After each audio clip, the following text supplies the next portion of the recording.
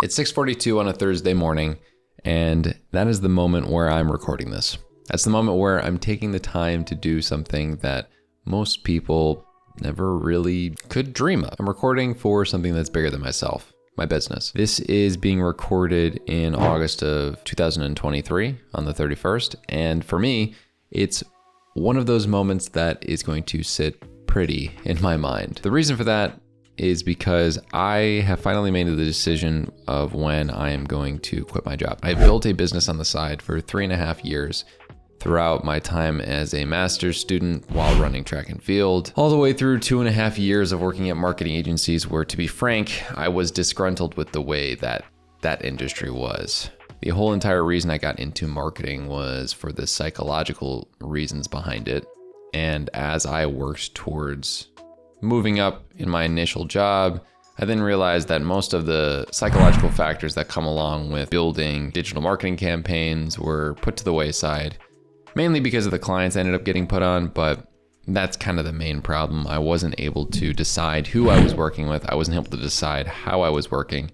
And as I was building my business on the side, I found I was learning much more than I was at my day job. Within about 1.5 years, I hit diminishing returns on how much I actually learned in digital marketing was going to help me out in the long run. Because in jobs, while you do get paid to learn, and it is great, there are certain aspects of it that hit diminishing returns. And once I got to the point where I learned a lot about digital marketing, the next thing I needed to do was learn about client communication. So I tried to get the most out of my job and learn as much as I could in that time frame. But then once I ended up becoming the main point of contact for 9 clients in a content services business, I realized I was actually learning the same amount, if not more, about client communication and how to teach client communication to other team members at my business rather than at my job. Now, the reason that I'm talking about this is because from a productivity standpoint, a lot of people seem to be concerned when working at their job that they're in a dead-end position. What I'd like to point out is that there is always the opportunity to have great skill acquisition at work. If it wasn't for me doing something on the side that was teaching me more and then increased my earning potential, I wouldn't be going towards it. It's one of those things where I actually care about learning more than most things.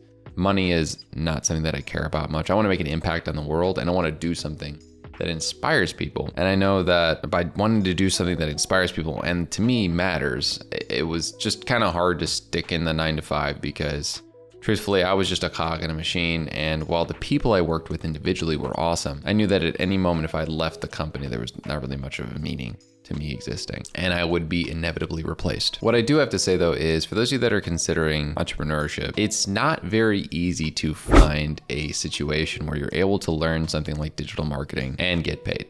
So many people waste thousands of dollars on paid ads, and I think a great first job can actually be digital marketing if you want to learn as much as you can about how to scale digital marketing campaigns through a multi-funnel approach. And that's just one example of how I ended up using my job in order to learn things that ended up helping me build a business. Rather than caring only about what I was doing at my side hustle, I did actually go all in and care about my job within the first year and a half. And then my efforts kind of dwindled towards the end mentally because I'm like, yeah, I've hit diminishing returns here. There's no reason in continuing to try to invest into thought leadership at the company. I ended up running some ads on some Notion consulting web pages that I had, and I think I got multiple thousands of return on investment percentage. So it was like a ridiculously little amount of effort I put in and ridiculously little amount of money.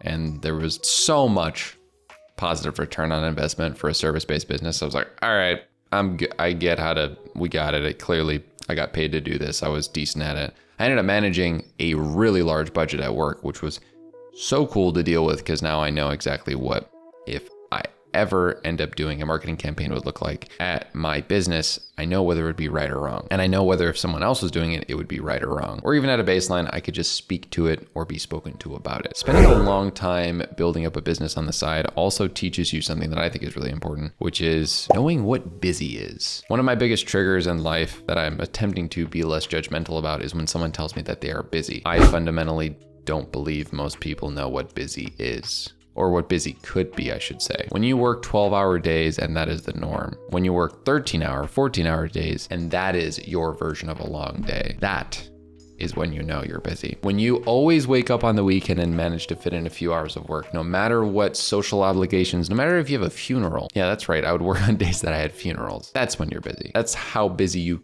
can be. Now, I don't want to get it twisted. There is something, man, I remember my track coach died in August and it was really hard. I was very sad about it. I actually had a hard time recording for a couple weeks. He was a good man.